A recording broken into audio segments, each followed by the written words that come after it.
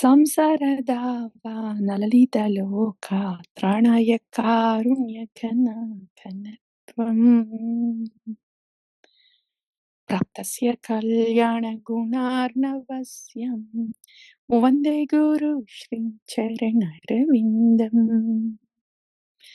ಮಹಾಪ್ರಭು ಕೀರ್ತನೃತ್ಯ ಗೀತಾಂ ವಾದಿತ್ರಮಾರ್ಜಾನ್ ಮನಸೋರಸೇನ ರೋಮಾಂಚಕಾಂಪಾಶ್ರುತರಂಗಭಾಜಂ ವಂದೇ ಗುರು ಶ್ರೀ ಚರಣರವಿಂದಂ ಚತುರ್ವೇದ ಶ್ರೀಂ ಭಗವತ್ಪ್ರಸಾದಂ ಸ್ವಾತನ್ನತೃಪ್ತಂ ಹರಿಭಕ್ತ್ಯ ಸಂಗಂ ಕೃತ್ವೈವ ತೃಪ್ತಿಂ ಭಜತ ಸದೈವಂ ವಂದೇ ಗುರು ಶ್ರೀ ಚರಣರವಿಂದಂ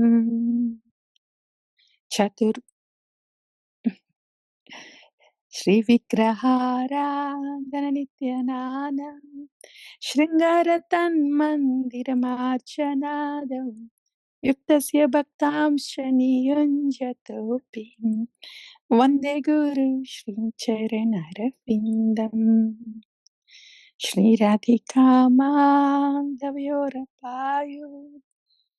ಮಾಧುರ್ಯ ಲೀಲಾ ಗುಣರೂಪನಾಮ್ನಂ ಪ್ರತೀಕ್ಷಣಾಸ್ವಾದನಲೋಲುಪಸ್ಯಂ ವಂದೇ ಗುರು ಶ್ರೀ ಚರಣರವಿಂದಂ. ಗುರು అంటే ఎవరు? Who is Sadhu Guru? Guru is somebody who has this gravity. They have this gravity because they are able to see Bhagavan. They are with Bhagavan. They are with Bhagavan. And lovingly serving Bhagavan. And that is their reality. Being with Bhagavan, lovingly serving Bhagavan. Bhagavan in the Nama, Bhagavan in the Sri Vigraha, Bhagavan in the heart of all living entities. Not only that, they are so merciful and that they become like a rain cloud, showering soothing waters of Krishna on us, into our hearts, into our lives. They are full of Krishna. They are full of Krishna. And they are with so much love for Krishna. Not ordinary Gaura Priyajana. So much love for Krishna. They give us Krishna and they give us love for Krishna too. And they engage us in the loving service of Bhagavan. That's Sadhu Guru. And that's who Guru is. And every moment they relish. And they relish this loving service to Bhagavan. Roop Guna Leela of Bhagavan. They only see Krishna. Stavara Jangama Deke, Nadeke, Taramurti. And they may see the living and moving entities. They just appear as shadows.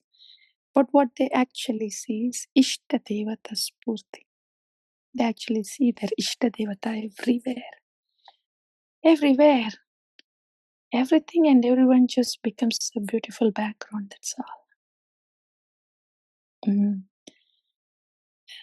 Nikunjayo no ratikeli sithaim yayali bir yukti rapekshaniyam tatrati daksha tativallabhasya vande guru shri charanarvindam.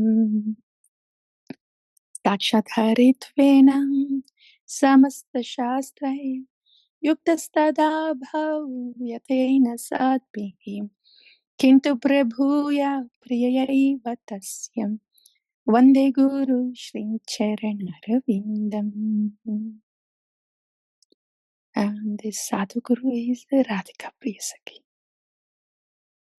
And he is coming as Krishna Kripa Shri Murti to deliver each one of us.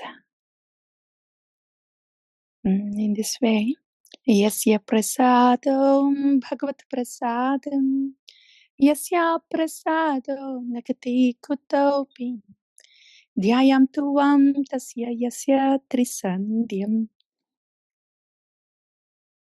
वन्दे गुरु श्रीचरणरविन्दम्.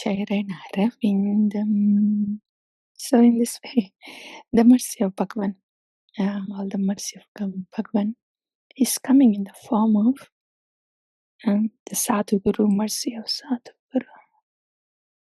Really, the potency of Sadhu Guru is, as we have seen, it made Lord Narayana appear for Dhruva Maharaj. That's the mercy of Sadhu Guru.